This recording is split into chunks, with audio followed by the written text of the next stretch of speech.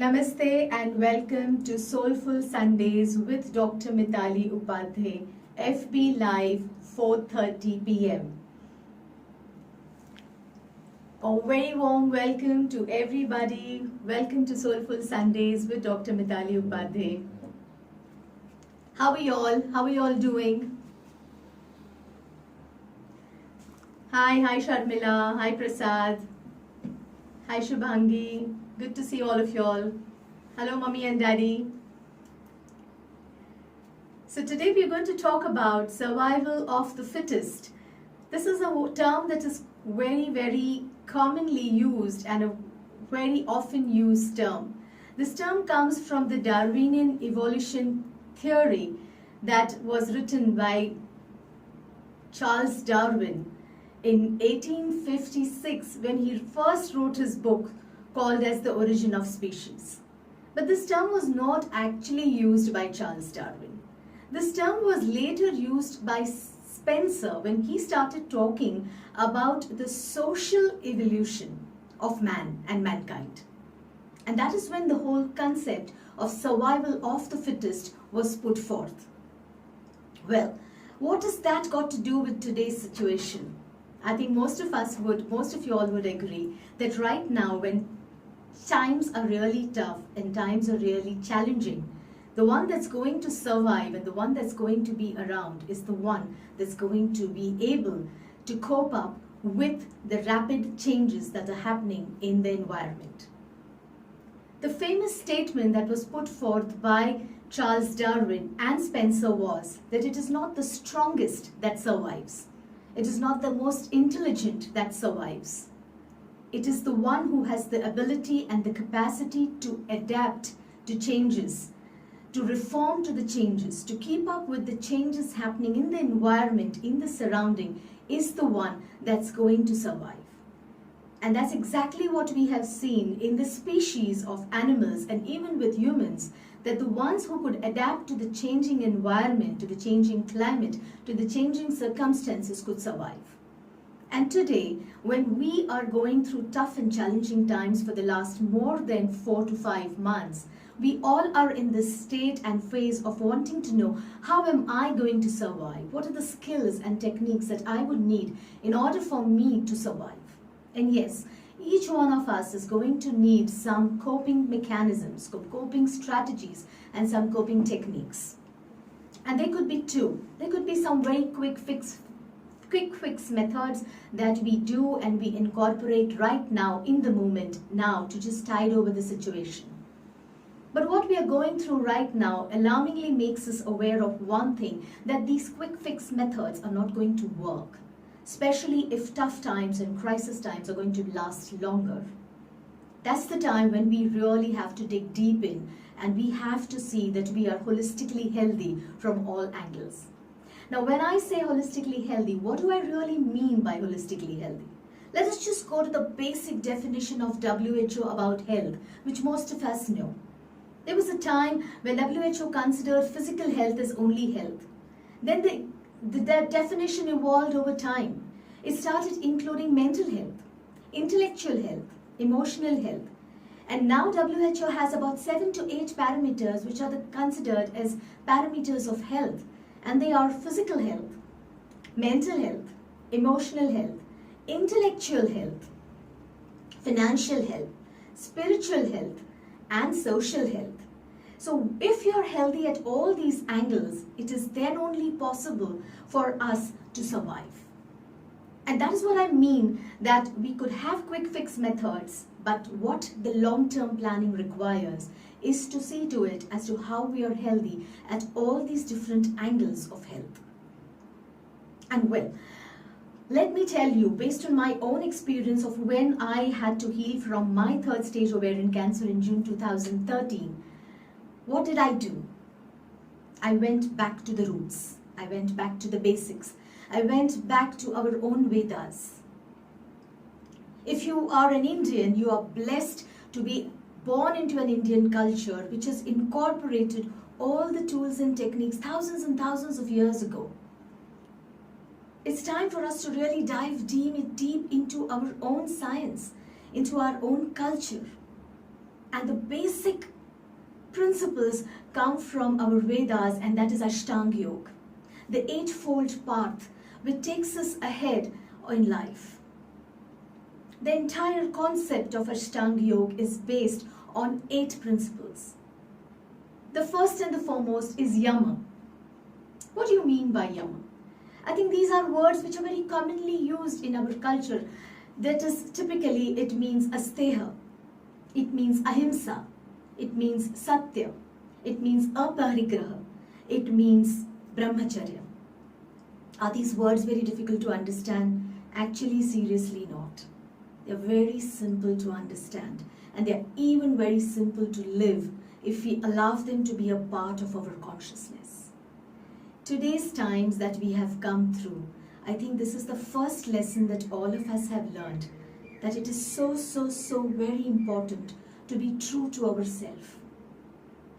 If we are true to ourselves and we stop comparing ourselves with other people as to how much he has, how much I have, how much that person owns, how much I own, what is the status of the other person, what is the status of my person, what is his bank balance, what is my bank balance.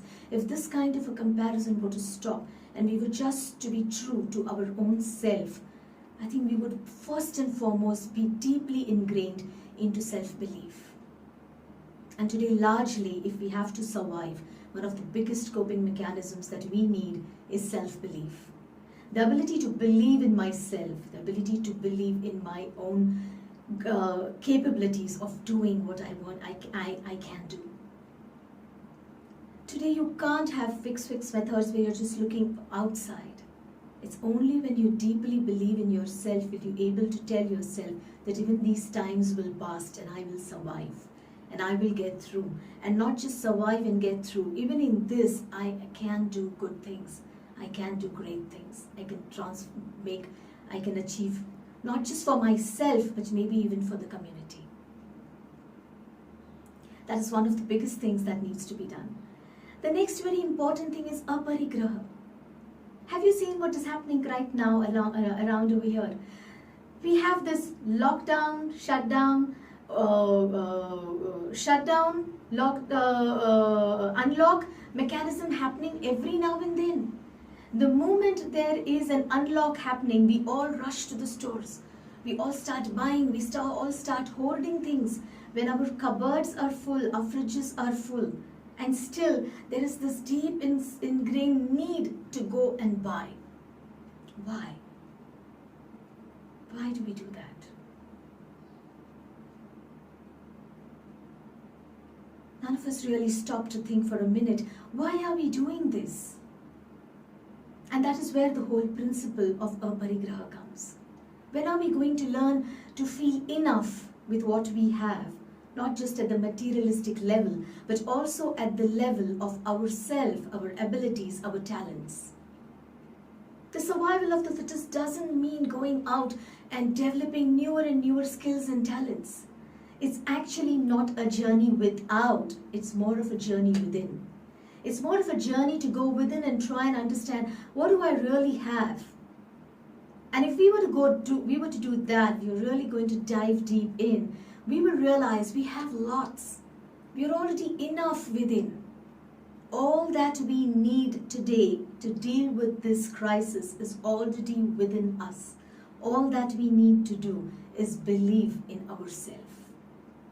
All that we need to do is to completely connect with our inner self. And for that to happen, what is the next important stage of Ashtanga Yoga is Niyam. Niyam, rules, regulations, which we all so love to break. Isn't it? There's a joy in breaking a rule. The moment a lockdown is announced, we are the first ones to put the mask on our face and go for a morning walk, when it is expected that we are not supposed to go for a walk. But the moment the lockdown is announced, we are the first ones to go hunting for something which we feel we badly need. Something that's missing in our kitchen. Isn't it? That is where we all start going. So niyams are a part of our life. And what are the niyams given by Ashtanga? One of the first and the most important niyam that is given by Ashtanga is Saucha. Saucha is cleanliness. Cleanliness of the mind and cleanliness of the body. Well, right now, these COVID times are teaching us cleanliness of the body, where day in and day out, I think all of us have gone nuts trying to keep our hands and ourselves clean by using those sanitizers and soaps. Never up till our life, till now, have we used so many sanitizers. I think in my clinic I must have finished about 2 cans of 5 liters of sanitizers by now, between my home and my clinic. Yeah, so cleanliness. Simple rules of washing your hands when you come into the house, going and ensuring you're washing your feet, make sure that your shoes are kept in its place and you don't take your shoes inside your house, inside your kitchen. We've come to these basic rules which our Ayurveda, our Vedas, our principles have been teaching us, and we had so forgotten about it. And that is Niyam. I remember my father-in-law used to get very, very angry with us when we used to just come from outside and enter into the kitchen. He used to say, go into the bathroom and wash your hands and wash your feet. Go and wash your hands, wash your mouth and come. Today, I think when we are going through these times, I understand what he really meant. And it is very sad that something like this such a world pandemic or a crisis should come for us to understand what our grandparents are really trying to teach us all these years. Among niyams, one of the most important things in niyam after Saucha is samadhan. To be able to be satisfied with what we have. And that is something that we are somehow not been able to come to for a very long time. I've been guilty of that. I love shopping for dresses, and my husband really gets he says, what's wrong, this obsession for clothes? Your cupboard is full of clothes. You have 3 cupboards full of clothes, and when are you going to stop buying clothes? I haven't shopped for the last 4 months. I haven't used more than 80% of my clothes, and now I realize, okay, it's maybe at least because I come and talk to you all and I need to be in a really presentable way. I get a chance to jump into my wardrobe and get out some clothes. But look at all of us. Other day I was speaking to my uncle and he said, you know what, Mitali, I just wear 4 pairs of t-shirt. Because you need to wash them and you need to iron them, and who's going to sit and iron them? It's better I just use those 4 pairs. I told him, you know what, uncle, I just use 4 pairs which don't even need ironing. I make sure I use wrinkle-free clothes. So those are our basic needs, isn't it? And still we have been hoarding things. There is no contentment. And it is not just about material things. I remember some of my colleagues, they have qualifications and qualifications and degrees and degrees and certifications behind their name. What's the point? When are you going to start feeling complete? Those certifications and those degrees are one way of validating ourselves, one way of feeling good. You're already good enough inside. The best thing to do is to put into practice. That is the next niyam, Swadhyay. In my clinic, I have so many, when I start talking about Ashtanga Yoga as a part of my holistic concept, I talk about Ashtanga Yoga. I talk about the importance of following the principles of meditation, of pranayama, of healthy eating, following a good diurnal cycle of eating. And then immediately, my patients will tell me, but yes, I know all that. You know something, I've already done Vipassana. I have done Art of Living. I have already done Brahma Kumaris. And yes, I have done Brahma Vidya also. And I keep saying this every time. Those of you've listening me again, it's great, it's amazing you've done all that, but those are not your certifications. Those are not something you tick mark as a checklist box of a bucket list done. Those are life skills. Those are skills you're going to live with. Out of all the different courses that you do, you attend, decide what is it that you want to do for yourself and do that. Pick up 1 or 2, 3, 4, max 5 skills and ensure that you do Swadhyay. Ensure that you do practice and allow that practice to marinate and to integrate inside you, and that is enough to transform you. A living example of this is Deepak. We all have been going to Iyengar class for now 7 years. From the time lockdown started, Deepak is my husband, for those who are listening to me for the first time. From the day lockdown started, Deepak removed Iyengar Guruji's book called Light on Yoga. He read the whole book and he started practicing the exercises that are given by Guruji at the end of the book. It is now exactly 4 to 5 months that he is practicing yoga every day. He dedicatedly gives 1 hour of his time to his practice.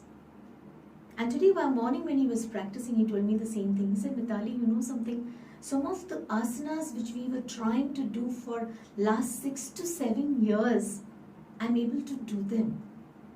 I'm able to actually reach the final pose, and not just the pose, the mental calmness, the integration, the tranquility that the pose is supposed to bring me.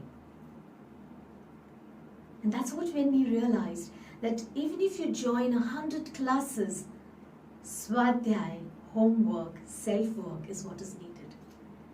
Because when you do that, you connect with your own body. You try and understand what is it that I need to put in extra. And that is why no matter whatever we learn, if you're not going to put it into practice, it's not going to help. Whether it is, so my sincere request to all of you all, in these times, I think most of us are on this crazy sphere of attending webinars, attending Zoom meetings, attending online fitness programs, online programs on anger management, stress management. Great, do that. But out of all the people that you listen to, out of all the workshops that you do, note down things. Note down all the things that you learn. Decide out of all the things that you've noted down, what are those things which connect with me? Which are the things which appeal to me? And out of those, just pick up 5 good techniques, good habits, good methods which connect with you and practice those. Otherwise, it's just going to be completely a waste of time trying to just go and attend one webinar, one meeting, one training, one live show after another. At the end of it, you've not got anything. Do you all agree with me? Do you all connect with me what I'm saying? Give me a quick thumbs up or just give me a yes if you really connect with what I'm trying to say over here. Most of us are guilty of doing this. Going from one webinar, one seminar to another. It's all here. The intelligence and the knowledge is amazing. It's A1. But when is it going to get transformed into wisdom? And when that happens is the time when we have made ourselves the fittest. And it's that time when we are going to be able to survive these tough challenges. That is what is when it comes to Niyam, the Swadhyay that we do. The next very important thing is acceptance. Ishwar Paridhana. What is the meaning of Ishwar Paridhana when it comes to Niyam? Ishwar Paridhana means to be able to live in the moment and accept the things the way it is. It doesn't mean like in Marathi as we say, ki asel maza hari tar deil khatल्यावरी. It's not that. It doesn't mean being complacent. It doesn't mean being lazy. It doesn't mean not doing anything. But it actually means to be able to come to this understanding of what is it. And the moment this acceptance comes, I'm not saying just say, okay, there's nothing I can do. No, go ahead, do things. But what I have realized is that when acceptance comes, the anxiety, the worry, the restlessness, the fear associated with the situation just drops down. All the chatter that's going on into our head just settles down. The mind becomes restful, the mind becomes calm. We come to term with what the situation is. And a restful, calm mind is able to find solutions, find answers, find ways, get directions in a better and more concrete and constructive manner. And that is what we really mean by accepting. Even if there's someone who's jealous of you, if there is someone who's angry with you, even if it's someone who's hurtful, even if situations are there where you're not getting your finances. Today, currently, I think the biggest crisis that most of us, which I keep talking to people, is the financial crisis. It's 4 months done. We are entering into 5 months. All of us are into this question mark of where's the money going to come from? I'm a member of BNI. I talk to about 50-60 of my chapter members. And most of the members belong to a category where they need to go out and work. And work is not coming. And even if work is coming, everything is on paper. Unless and until you go out and execute, nobody's going to pay you. So these are some of our biggest concerns and biggest worries. And that is the time when being able to accept the situation allows us to have a better understanding of where we are. Then we don't go around magnifying the situation. Then we don't go around blowing the situation up. If you're in a situation where you have a job, where you're getting your salary at the end of the month, you really need to be grateful and thankful to your organization. And see to it as to how you can support your organization in the best possible way. If you have people in your organization who are giving their best to you in spite of these circumstances, maybe they are staying up late, they are doing overtime work across the internet, if they are making it a point to come to your work, even part-time, half-time, as entrepreneurs, as businessmen, you really need to be grateful to them. Respect them and honor them for being with you and doing and giving you that kind of a service. Because gratitude goes a long, long way. Even if you're a simple housewife, your servants are making it a point to come to your place, working for you. Maybe it is alternate day, maybe it's 3 to 4 times in a day. Instead of cribbing and grumbling that I need to do the whole housework on my own, be thankful for that. If your cook is coming, somebody is coming, right now, what will help is an attitude of gratitude. An attitude of acceptance mixed with an attitude of gratitude is going to ensure that you continue to stay positive. You continue to develop mechanisms and strategies that will help you to stay positive and help you into this mindset that even this too shall pass. If you are into a situation where you're not getting your money right now, you really need to look into how do I manage my expenses? Where are the extra expenses happening? Where can I cut corners? What can I do? And if you really look within, there could be lots of corners which could be cut, which we are not even aware of. So many of them. Yesterday I just walked into my clinic and as soon as I walked into my cabin, I realized my cabin was chill cold. I just asked my receptionist, I said, why is this cabin cold? She said, no, because you were going to come, you put the AC on. I said, no, you don't need to do that. I don't need a chilled room when I walk into my cabin. Even if that was what I was doing earlier, I can wait for the room to get chill or cold for 5 minutes and bear with it. I don't know how 15-20 minutes before when I called her from home saying I'm leaving for clinic, if they've put on my consulting room cabin. That's such a waste of electricity. That's such a big huge bill if this is going to happen every day. It's not being miserly, it's being wise. It's being understanding as to where and what could be compromised, cut and adjusted. These are small things that could be tweaked. And that is what are small things that need to be looked into. Other day, one of my servants, she called up, she said, ma'am, I need to go take my husband to the doctor. He's got a very bad backache. It's not, he has a bad problem. Can you give me holiday for 2 days? The first immediate reaction would have been, come, finish your job and then go, what's the problem? But right now I know that hospitals are crowded, clinics are crowded. You have to spend hours together waiting in a line. If she has to go to an orthopedic surgeon, she needs to be there on time. That little bit of compassion and understanding that you show to your staff right now is going to take you in a long way. So this was all about Niyam. These are the different principles of Niyam.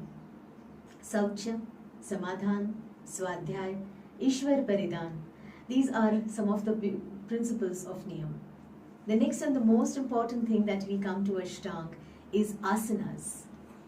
When I talk about asanas, what actually Ashtanga really means is exercises. It really means yoga. It really means a work which is not just in the body, but it also means a work that is encompassing the whole human being. Now there are, as I said, niyams.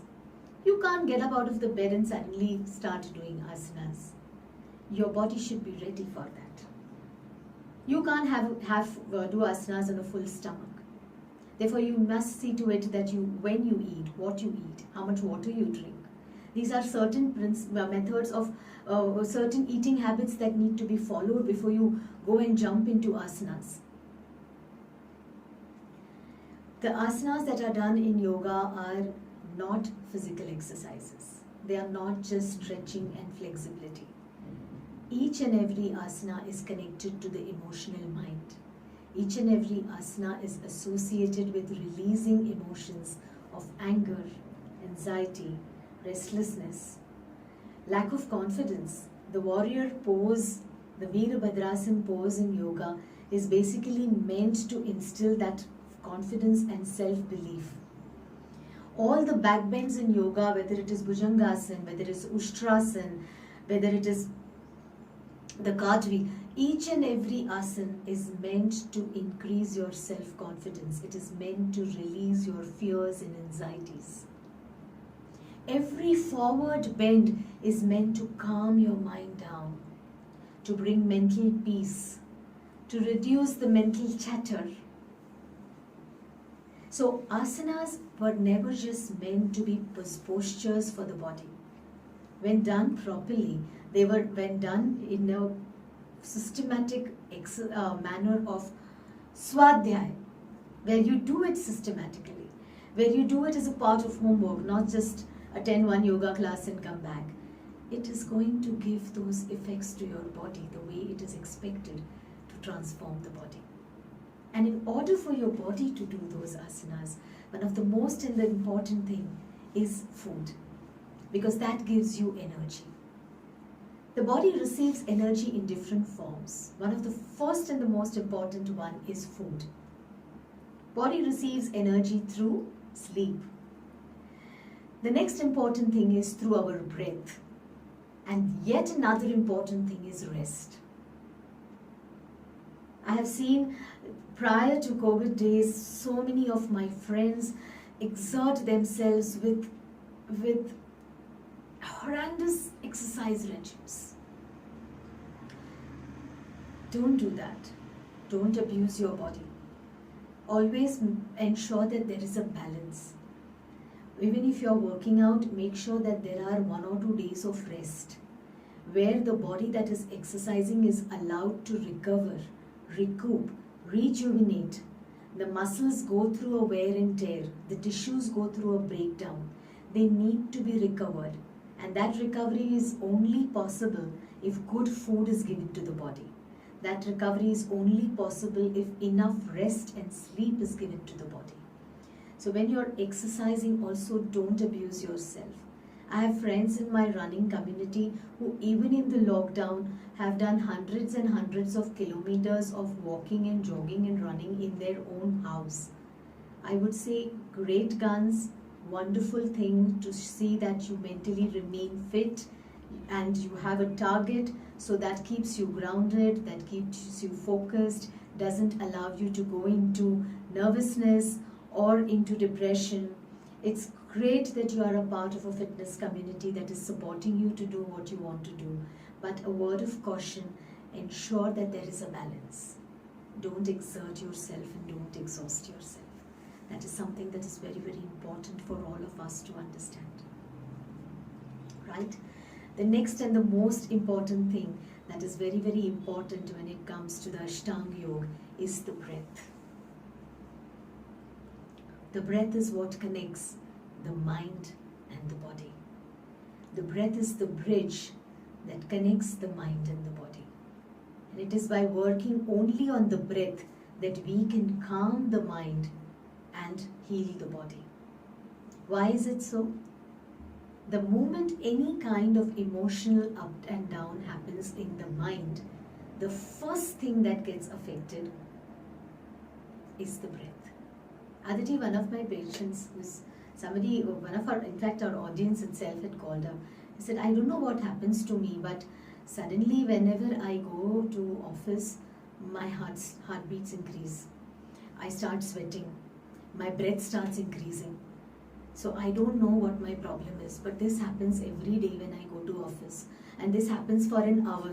Once I start working, everything settles down. So can you please guide me? What should I do? Whom should I visit? Is it an heart problem? Should I go and see an heart specialist? Is this an acidity problem? Should I go and meet somebody there? What is it exactly? Well, I know most of us have never experienced something like panic attacks or not experienced something like anxiety or fear neurosis. Let me tell you, this is nothing but pure anxiety. Breathlessness, beating of heart, sweating of brow, increasing of palpitation, suddenly becoming nervous. These are all signs of anxiety. Nowadays, every day practically I speak to minimum 5 to 6 people every day with these kind of symptoms, and people don't even know what we are going through and whom do we need to go to. So these are exactly symptoms of anxiety. These are symptoms of panic. Stop. Think what's going on in your mind, what is happening in your environment, what is happening around you. Is anything around you that is happening is affecting you? So when I asked him that, he said, yes, I am personally a person who thinks a lot. There's a lot of overthinking that happens, and because of that I worry a lot about my job. I'm coming to office every day, but seeing the situations over here, I don't know what is going to happen whether my job is also going to remain or no. So I asked him, why do you think like that? So he said, no, it's quite challenging. Things are tougher. We have targets to meet. If we don't meet our targets, our bosses will not be happy with us. They forget appraisals. We won't even get our salaries. So do you realize what is happening over here now? He has started spinning a story of his own. I said, stop. Has all this happened? So he said, no. So I said, then then what's the problem? Do you know what you're doing? वो rubber band को खींच रहे हो, you're just keeping on pulling it as much as you can. तो वो एक दिन टूटेगा ही ना. इसमें से कुछ भी नहीं हुआ है. You are working in a responsible company. You have responsible bosses over there. They are aware of what is happening in the community, what is happening in the society. They know exactly what crisis all of us are going through. I'm sure they would be more understanding. They would know what targets to set, how much to push. So it's like the mind just goes into its own gaga story, and you have to say stop. So one of the first important things that you need to do is stop. And that can be done with your breath. The moment this mind starts going like this, say stop. All of you will do this with me right now. Breathe in. Exhale through your mouth.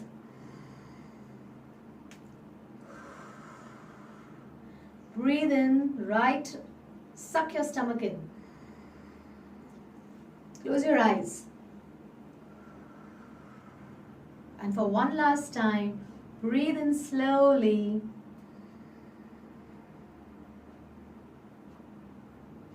And breathe out slowly.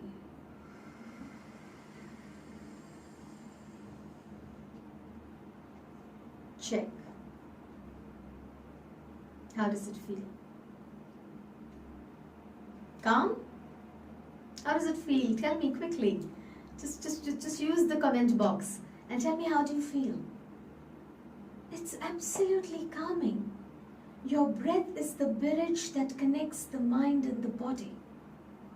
The moment you do this, the sweating, the palpitation, the restlessness, the beating of the heart, the twitching of the muscles, everything is going to settle down.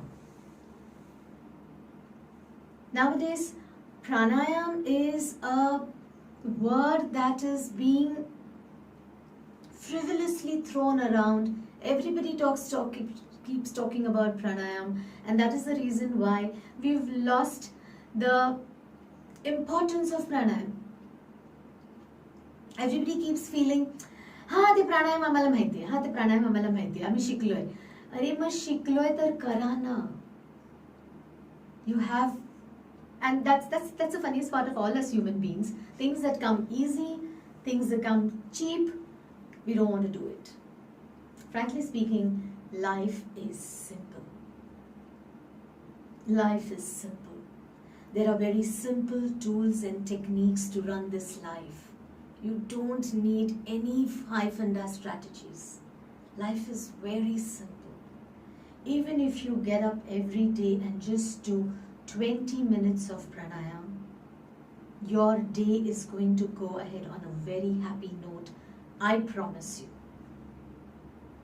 Do it, come and tell me. And all of you who do this, please put it in the comment box. I'm sure there will be others who don't do this. Share your experience. Let us all be crusaders of positivity, crusaders of change. Let us each one help one another to survive. So if you're doing pranayam, you're doing any kind of breath work, by whatever name it is, whether it is Art of Living Sudarshan Kriya, whether it is the Sky Technique, whether it is Ramdev Baba's pranayam, whatever technique you are doing, if you are using your breath and you have seen the benefits of your breath, go ahead and put your benefits into the comment box now. When I was recovering from my cancer, I realized that basically the more I breathe in, it opens my lungs. We normally, can you just quickly tell me what is the capacity of lungs that all of us use when we are normally breathing? What could be the number? Quickly, anyone, or all of y'all who know. Give me a percentage. What do you think? How much of our lungs do we really use when we are just in our normal life? Yeah? Yes, we use only 60% of our lungs. We don't use remaining 40% of our lungs. It is when we start doing pranayam, we start using 90% of our lungs. Naturally, our oxidation increases. The amount of carbon dioxide leaving our body increases.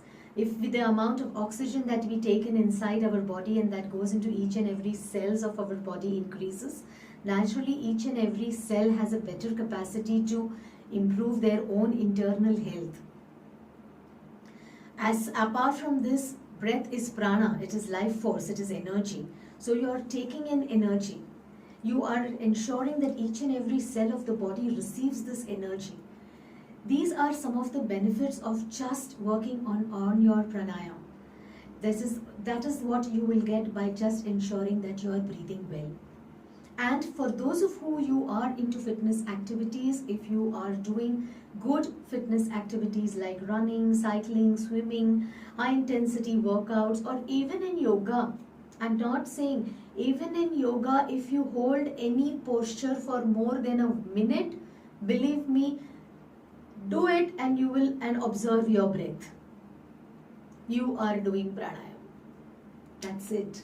Just be mindful of how the breath is helping you and how it is benefiting you. Yes, 20 minutes is important. It's in scientifically proved research where pranayam and meditation, when it's done beyond 15 minutes, starts showing cellular benefits.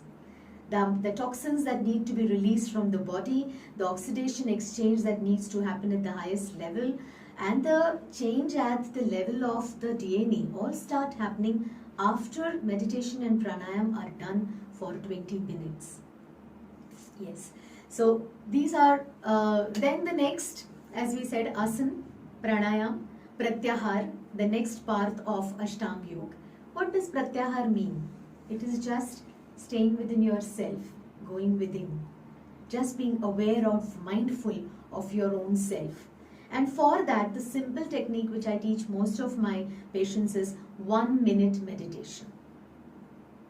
Whatever you're doing, whether you're cooking, whether you're cleaning your utensils, whether you're watching TV, whether you're listening to me now, just do 1 minute meditation. That is like pratyahar. Be in this moment.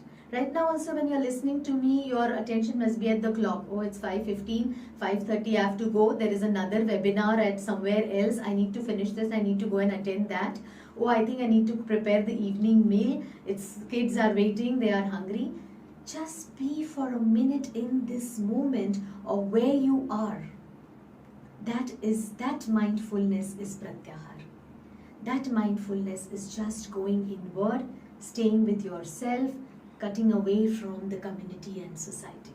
नहीं तो all the time we are looking outside only. इसके घर में कौन आया, उसके घर में कौन आया, इसने क्या किया, उसने क्या कहा, इसके साथ क्या हो रहा है, उसके साथ क्या हो रहा है, इसके लड़के ने क्या किया, उसकी लड़की ने क्या किया. This is where we are all the time. And by pratyahar, the practical way of doing pratyahar is stay away from social media. Stay away from the news.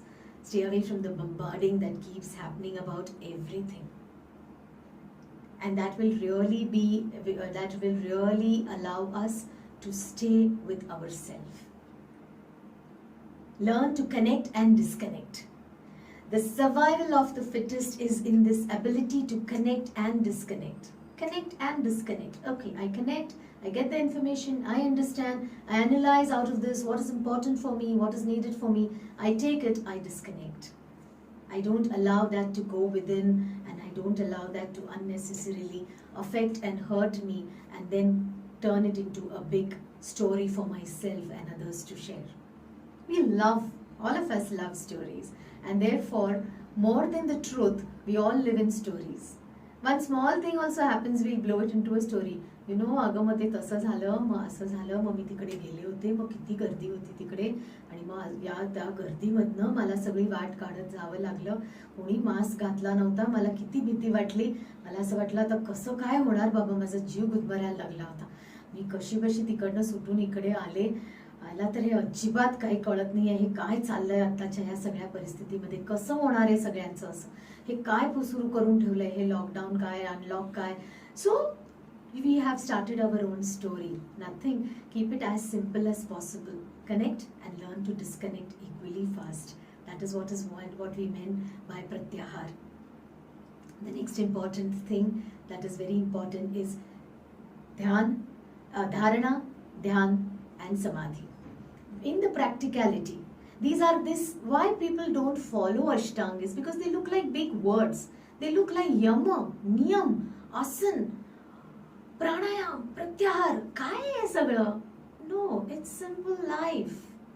It's just simple life. It's not anything that is very, very, very difficult to understand. It's just normal life that we live. In your day-to-day activity, whatever you are doing, do it with knowledge, do it with intelligence, do it with understanding of what you are doing.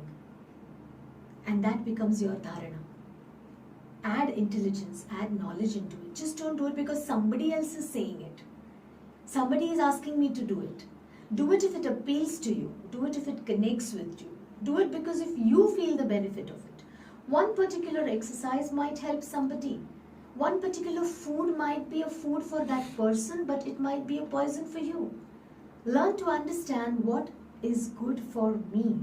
What can my body digest? And then do it accordingly. That is what is important. To add knowledge, intelligence, convert it into wisdom, connect with insight to ourselves of what is right for me, and then accordingly do it. That is what is going to help us, right? And the last important thing is the dhyan, the meditation. As you start practicing this 1 minute mindfulness, that is pratyahar, slowly the dhyan becomes a very easy part of life. It just becomes an easy part of life. It's not very difficult to do that, right? Start with 1 minute, start with 2 minutes, start with guided visualizations. The YouTube today or the social media today is full of lots of guided visualizations. That is the advantage. These are simple coping strategies. The guided visualizations are visualizations that take you away from the current crisis into something that is different. We've done so many guided visualizations ourselves in our past talks. We for a minute transport ourselves from here into another world. And that world is an happy world. That is our good world. Take yourself to memories which were your best memories, which were your memorable memories. When negative thoughts come up, bad thoughts come up, just transport yourself into that memory. Spend 2 minutes in that memory and come back. Just today morning, I was just thinking of our hill. I stay near ARI Tekadi, Betar Tekadi. And for a minute I had this feeling, Arey yaar, 4 mahina ho gaya, I didn't go on the hill, I'm missing my hill. All my workouts are gone, I'm just putting on weight, sitting over here, and I had just started going into my own spiral. And I said, stop. And what I did was, instead I just took myself to the hill.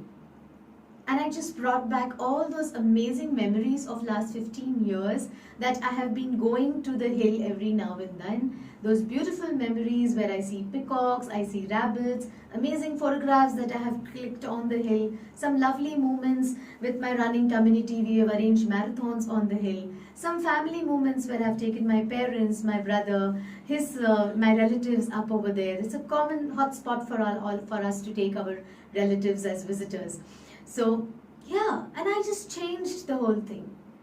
I quickly went into good, happy memories. So the trigger had come. I could have triggered it off and gone into a big sad story of how I miss going to my hill for last 5 months. But I can't do it. I have to accept it. It's not possible. So why not transport yourself to the good memories that you have about it? Yeah? So that is what is when it comes to coping with our coping strategies that we need to develop. The next very, very important coping strategy that I would like to share with all of you all is, one is laughter. Yeah, you see, make sure that laughter is a part of your life in every small thing. As a family, put it into a part of your family. Play small pranks on each other. Do small things which will make one another laugh. It doesn't have to be a serious thing all the time.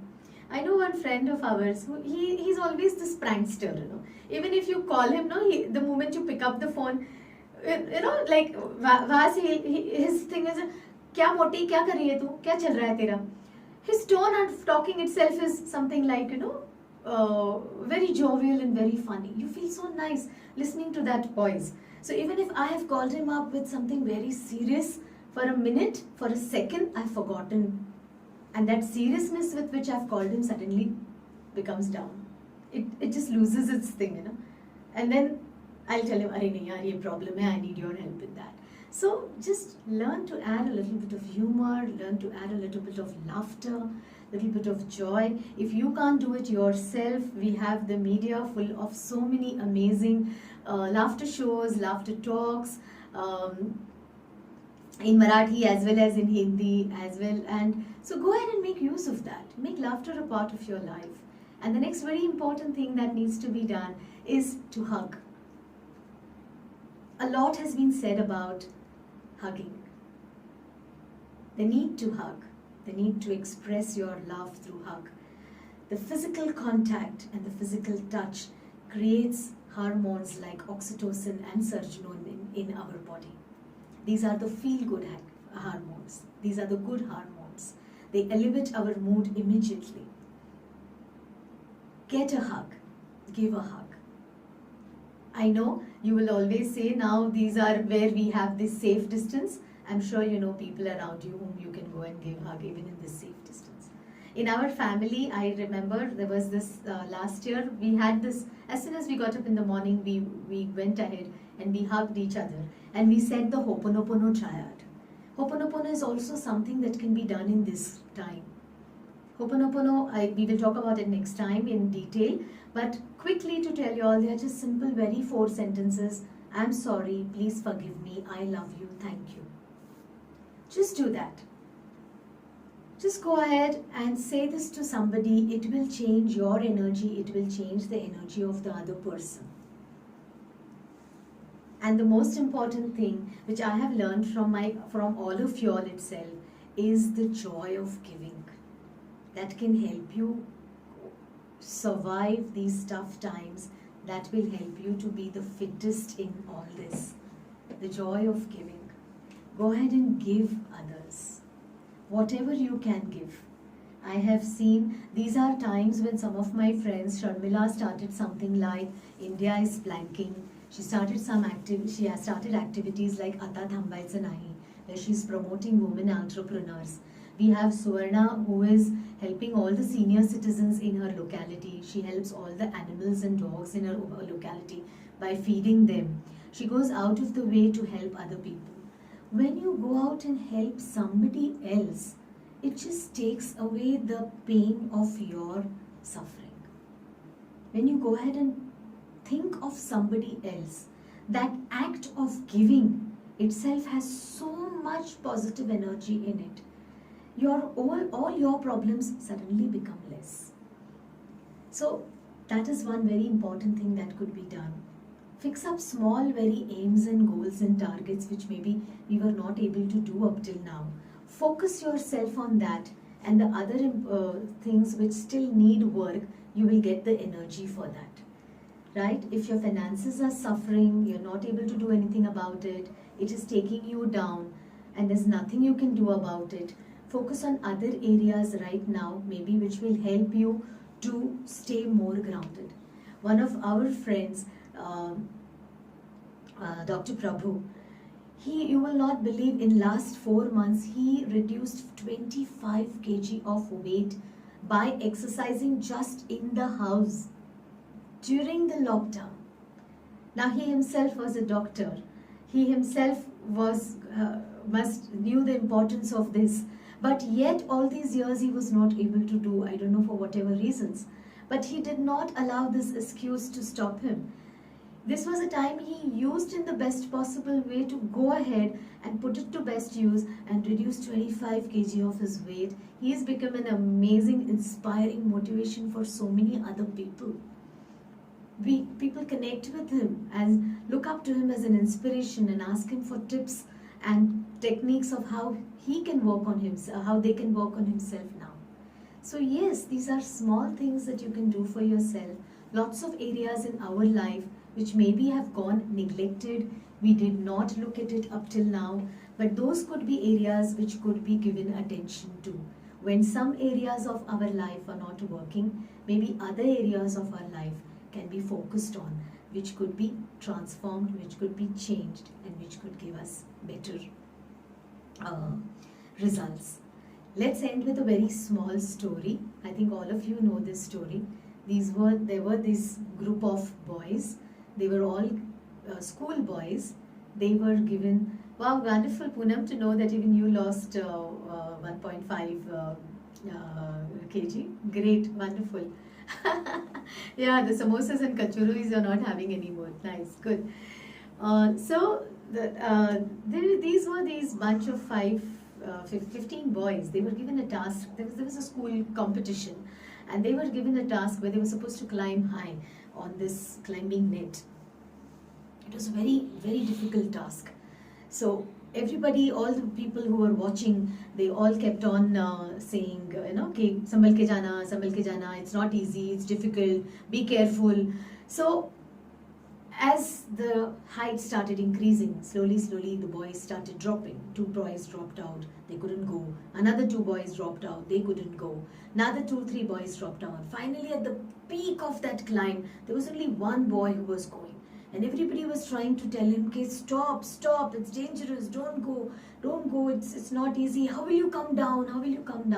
And he continued to climb, and he continued to reach the top, and he won the competition.